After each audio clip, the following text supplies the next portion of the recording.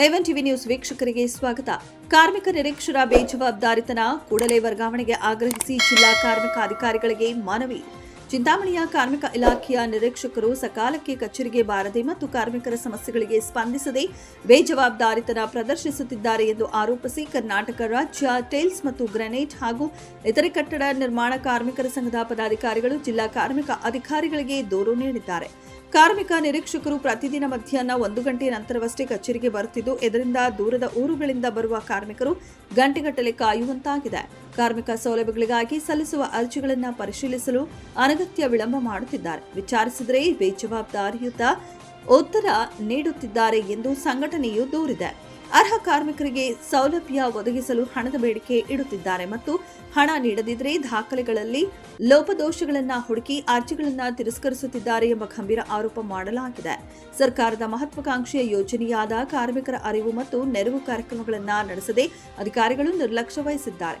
ಕಳೆದ 9 ವರ್ಷಗಳಿಂದ ಇದೇ ತಾಲೂಕಿನಲ್ಲಿ ಕಾರ್ಯನಿರ್ವಹಿಸುತ್ತಿರುವ ಸದರಿ ನಿರೀಕ್ಷಕರನ್ನ ಕೂಡಲೇ ವರ್ಗಾವಣೆ ಮಾಡಬೇಕು ಮತ್ತು ಕೂಲಿ ಕಾರ್ಮಿಕರಿಗೆ ನ್ಯಾಯ ಒದಗಿಸಬೇಕು ಎಂದು ಸಂಘಟನೆಯ ಪದಾಧಿಕಾರಿಗಳು ಒತ್ತಾಯಿಸಿದ್ದಾರೆ.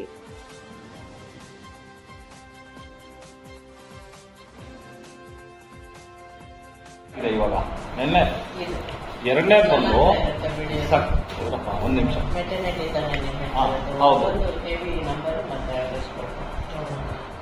ಎರಡನೇದು ಒಂದು ಏನಿದು ಸಕಾಲ ಮುಗಿದ ನಂತರವೂ 15 ದಿವಸ ಕಾಲ ಸಕಾಲ ಮುಗಿದು 15 ದಿವಸ ಆದ್ರೂ ಹಾಜರು ಮಾಡಲ್ಲ. ಯಾಕೆ ಎಲ್ಲಾ ಇಲಾಖೆಗಳು ನಿಮ್ಮ ಒಂದು ಕಚೇರಿಗೂ ಸೇರಿ ಆ ಒಂದು ಅವಧಿಯಲ್ಲಿ ಮುಕ್ತಾಯಗೊಂಡಿರ್ತಕ್ಕಂಥದನ್ನ ಯಾಕೆ ನೀವು ಹಾಜರು ಮಾಡಲ್ಲ? ಅವ್ರು ಮಾಡ್ತಾ ಇದ್ದಾರೆ ರಿಜಿಸ್ಟ್ರೇಷನ್ ಮೇಡಮ್.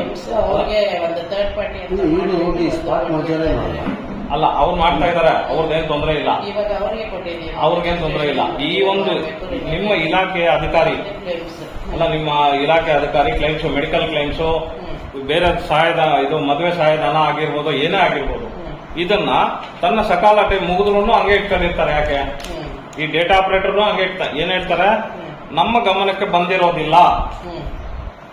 ಇವಾಗ ಹೌದು ಮೇಡಮ್, ಸೆಪ್ಟೆಂಬರ್ 11ರಿಂದ ಒಂದು ನಮ್ಮ ಕಾರ್ಮಿಕ ಸೇವಾ ಕೇಂದ್ರ ಸ್ಟಾರ್ಟ್ ಆಗಿದೆ. ಅಲ್ಲಿ ರಿಜಿಸ್ಟ್ರೇಷನ್ ಅವರೇ ಹೋಗ್ತಾರೆ, ಕ್ಲೇಮ್ಸ್ ಅವ್ರಿಗೆ ಹೇಳಿದ್ದಾರೆ. ಒಂದು ಅಪ್ಲಿಕೇಶನ್ಗೆ ಇಷ್ಟು ಅಂತ ಬೋರ್ಡ್ ಮಾಡ್ತಾರೆ, ಆಯ್ತದ ನಮ್ಮ ಲಾಗಿನ್ಗೆ ಪುಷ್ ಮಾಡ್ತಾರೆ. ಪುಷ್ ಮಾಡಿದ್ಮೇಲೆ ನಾವು ಒಂದ್ಸತಿ ರಿಜಿಸ್ಟ್ರೇಷನ್ ನಾವು ಮಾಡಂಗಿಲ್ಲ, ಬರೀ ಕ್ಲೇಮ್ ಮಾತ್ರ ಅವ್ರಿಗೆ ದುಡ್ಡು ಕೊಟ್ಬಿಟ್ಟು ನಾವು ಮಾಡಿಸ್ತಾ ಇದ್ದೀವಿ. ಸರಿ ಸರ್, ಇಲ್ಲಿ ಏನಾದ್ರು ತೊಂದರೆ ಆದರೆ ಮತ್ತೆ ರಿವೈರಿಫೈ ಇವ್ರು ಮಾಡ್ತಾರೆ ಮೇಡಮ್. ಬೇಕಾದವರು ಕೂರಿಸ್ಕೊಳ್ತಾರೆ, ಮುಗಿಸ್ಕೊಂಡು ಬರ್ತಾರೆ. ನಿಮ್ಗೆ ಅವೇರ್ನೆಸ್ ಅಂತ ನಗರದಲ್ಲಿ ಎಲ್ಲೂ ಮಾಡೇ ಇಲ್ಲ, ಅವರು 9 ವರ್ಷದಿಂದ ಮಾಡೇ ಇಲ್ಲ. ಇನ್ನು ಅರಿವಿನ ಬರುತ್ತೆ ಆ ಕಟ್ಟಡದ ಇದು ಕಾರ್ಮಿಕರು ಯಾವ ರೀತಿ ನಡ್ಕೋಬೇಕು ಅನ್ನೋದು ಅವ್ರ ವಿಚಾರ ಹೋಗ್ಬೇಕಲ್ಲ. ಆಯ್ಮ ಮಾಡೋದೇ ಇಲ್ಲ ಮೇಡಮ್. ಈಗ 9 ವರ್ಷ ಆಗ್ತದೆ ಮೇಡಮ್ ಬಂದು ಒಂದು ಕಡೆ ಕಾರ್ಮಿಕರನ್ನ ಸೇರಿಸಿ ಡೆತ್ ಆಗಿದೆ. ಇದು ನಿಜವಾದ ಕಾರ್ಮಿಕನ ಡೆತ್ ಆಗಿದ್ದಾನೆ. ನಿಜವಾದ ನಿಮ್ ಕಡೆಯಿಂದ ಕೂಡ ಮಾಜರ್ ಕೂಡ ಮಾಡಿದ್ದಾರೆ, ಆದ್ರೂ ಕಾರ್ಡ್ ಫ್ರೀಜ್ ಮಾಡಿದ್ದಾರೆ. ಅಪೀಲ್ ಹೋಗಕ್ ಆಗಲ್ಲ. ಇಲ್ಲಿ ನೋಡಿ, ಅಲ್ಲ ಇನ್ನೊಂದು ಹೇಳಿ ಮೇಡಮ್. ಅಲ್ಲ ಕೇಳಿ, ಅಪೀಲ್ ಹೋಗಕ್ಕೆ ಇವಾಗ ಒಂದು ಇದರಿಂದ 30 ದಿವಸ ಕಾಲಾವಕಾಶ ಇವಾಗ ಕೊಟ್ಟಿದ್ದಾರೆ. ಮೊದಲೆಲ್ಲ ಕಾಲಾವಕಾಶ ಜಾಸ್ತಿ ಇತ್ತು ಅಪೀಲ್ ಹೋಗೋದಕ್ಕೆ, ಇವಾಗ ಅಪೀಲ್ ಹೋಗೋದಕ್ಕೆ ಇಲ್ಲ.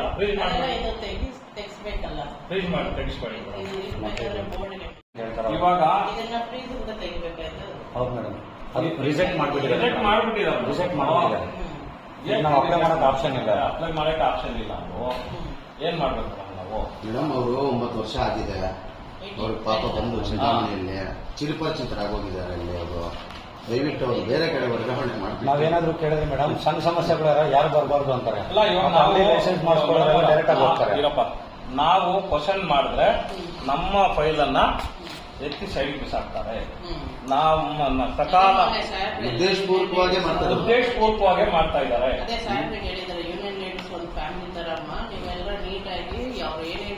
ವಾರ ಹೋಗೋನ್ ಮಾತಾಡ್ತಾರೆ ಮೇಡಮ್ ಅವರೇ. ಅವ್ನು ಇದಾನಲ್ಲ, ಅವ್ನು ಕಲ್ತಿದ್ದ, ಅವನೇನು ಅದೇನಿದು ಅವ್ನು ಮಾತಾಡ್ತಾರೆ. ನಾವು ಇಳಿದು ಹೋದ ತಕ್ಷಣ ಅವನು ನೀನು